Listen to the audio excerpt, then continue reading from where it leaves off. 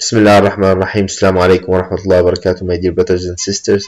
So we would continue our talks about political oppression, and today with one of the most important points about political oppression, and that's actually the military forces in our Muslim countries, falsely called the national military forces or the national armies.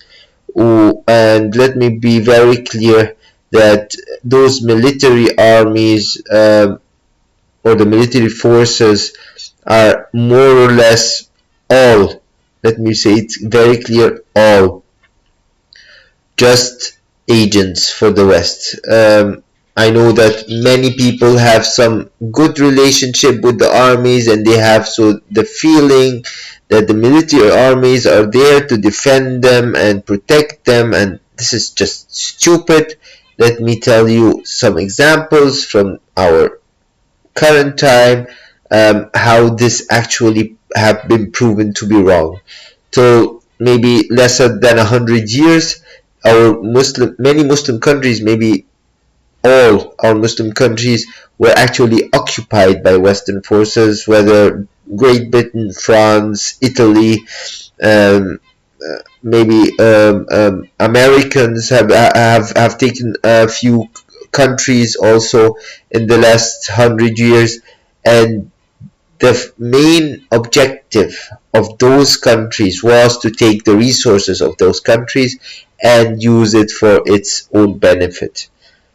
When those countries won the Second World War, they wanted to leave those countries because actually they had to rule those countries directly through their soldiers, through their weaponry, and this has costed them so much that they wanted to spare this money. This money was very much wasted money because they did this directly through their people, and they found out a very clever way to take to keep the control of those countries, but without spending a penny.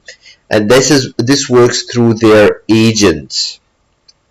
So what did they do when they left those Muslim countries? They made sure that whoever is in control of those countries was never a democratically elected president or a person or a parliament. It should be an oppressive tyrant regime where they would be able to make the head of this regime one of their agents. As simple as that. What is the easiest way to take control of the people? Is through fear. And how to use this fear, or how to reach to this fear? Through oppression by military forces. Military forces include the armies and the police. Police are usually light with only equipped with light weaponry, so they are not that strong to face the military forces or the armies. So they made sure that none of the countries who would be ruled after they left would be ruled except by the military directly. Like, let us give examples like Syria, like Libya. Libya used all of the Syria. Al-Assad came through a military coup to power. Gaddafi in Libya came through a military coup. In Egypt, till now, actually, they took the country, the army, through a military coup in 2013 and a military coup in 1952. Algeria came through a military coup. Each and every single country came through a military coup.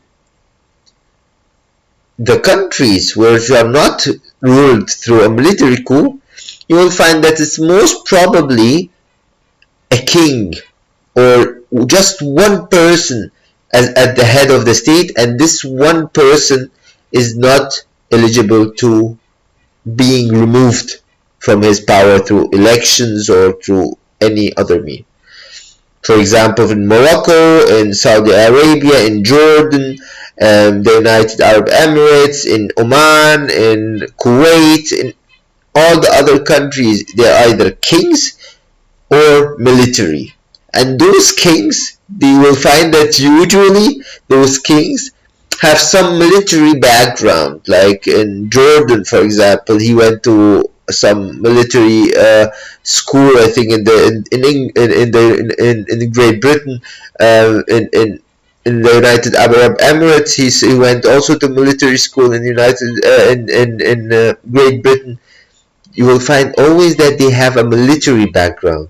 Why is that? Why is it it's either the military or someone who cannot be removed from power and usually has a military links to be able to lead the military in a war, like, for example. It's simple as that.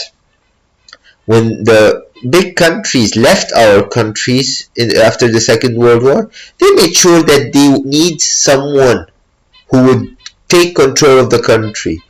To take control of the country, the easiest way is through fear, through power. And the biggest power in the country is usually the army of this country. It has the heavy weaponry, it has the planes, it has the tanks, it has the ships. It has every mean to oppress the people in case they wanted freedom and wanted to take control of their resources. Very simple. So when the people would ask for freedom, what would we do? We would oppress them. Oppress them, we need the army. And the army, we have control of it. It would be easy to take control of those people. And that's what happened actually after the Arab Spring. So when the people came up for freedom in the Arab Spring, I'll just give two quick examples because they're too obvious and they would correlate to what I'm saying. In Egypt, when the people took control of the country, the military was always watching. They planned a coup immediately after the people took control of the country. And as soon as the people were able to elect a president, they just waited for 1 year, planning very quietly and with their own mouth and with their own speech. They actually had this coup planned with the United States. Let me be very, very clear, the United States is the worst enemy of the Muslim Ummah as regards the coup, because they're professionals. They used to do it in South America, they're doing it everywhere. And the United States would never allow democracy because they know that democracy in our countries means we take control, and this they would not need and they would not want. So when the people took control, a military coup 2013, they destroyed the country. They made the military now in direct control of the country. Previously was Mubarak, who was a former military leader, and he was like as if he's not a military personnel anymore, but it's obvious the military would never let free because they take their money and they take their benefits from those Western countries, and those Western countries take the resources of the country through those people. So, what is another example is Syria. Syria, with the people taking over the whole country, almost Damascus. What happened? Those Western countries who was taking control of Syria limited the people from taking the country over. At the beginning, they started supporting Al-Assad because he took the power from his father, and his father came through a military coup, not with the choice of the people. It is always easy to talk with one person to be able to take whatever you want from this country. It's always difficult for the Western countries to talk to a group of people who are chosen by the people who work for the people of this land. It's much easier to talk to one person that we know, okay, this person, we will go to him and we will tell him we need this and this and this and this, and we will give you as one person this and that and this and that. So he would say, yeah, I'm working for myself, I don't care about those people, let them burn in hell, I'll take what I need and I will give you what you need. Very easy. But if the people were able to choose their leaders, those leaders would say, I'm not staying here for very long. I'm going back to those people. So I must make the life of those people of the highest standard I could reach, because I am not here forever. Unlike the military, because the military, like in Egypt, for example, it's easier to talk about Egypt because I know a lot about there. The former military leaders, generals, and so on, they take over positions as governors, as CEOs all over the country, although they have no idea how those things work, but they should be paid for what they do for the Western countries, for stealing the resources of Egypt and giving it to the Western countries. The Western countries say, okay, you gave me $1 billion from the resources, I'll give you 100 million. I did nothing, I got 900 million, you got 100 million. But the 100 million which I gave you would be spread over 50, 60, 100 generals, and that's it. Not over the millions of people who actually own those resources. But for the West, those $900 million which they stole, they would give it to the people. Why would they give it to their people? Of course, to their people, because they know that, we want to keep governing, and we are chosen by the people to make their life better. So if we don't make their life better, we would not be chosen to lead in a democracy, and we would have to leave. So we would make their life better. We don't care if the lives of those Muslim countries get worse, if they burn in hell. We don't care. We need to make the lives of our people better. So it is important to understand that no one cares for you, Muslim people. No one cares, because it's in their favor to keep you that way, that to keep you under tyrannic rule, that the control of the country stays in the hand of one person or one group of people, like the military, and it would never come out of there. In Morocco, a king, you have no idea what a king, there's a very common video of this king. He has a son, and this son was shaking hands with some old people, so the governors and the ministers and everything, and they used to kiss his hand. A 9-year-old or their 10-year-old baby, and they are kissing his hand because he is the king. This idea that this one person is in control of the whole country, of the millions of people who are living there, and those people, what if this kid is corrupt? You would not be able to change it. Why? Because this one person is supported by this Western system, yeah? And in Syria, for example, when they were about to take over the country, what happened? They supported Al-Assad.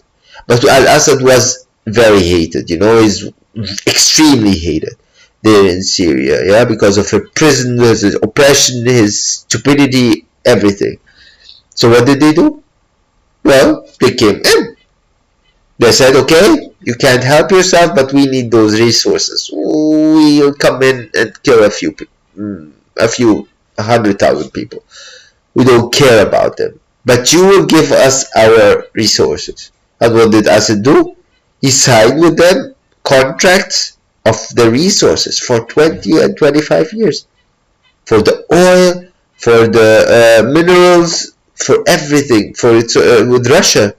Russia has now contracts for the resources of Syria for tens of years to come.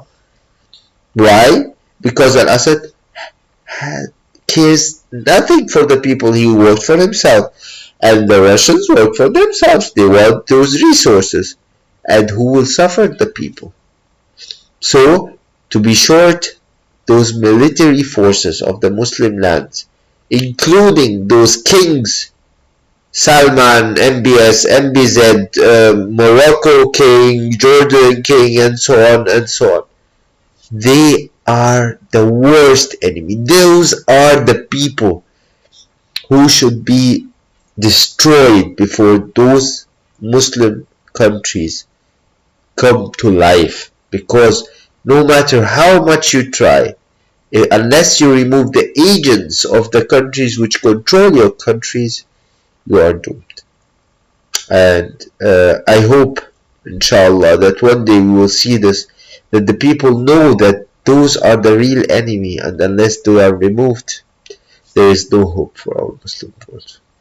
Inshallah, Allah subhanahu wa ta'ala will show us this day, and inshallah, we will go on with the series, and we will talk about further stuff which are necessary to understand the current situation and how to come out of it, inshallah, to lead this world, inshallah, to justice and freedom.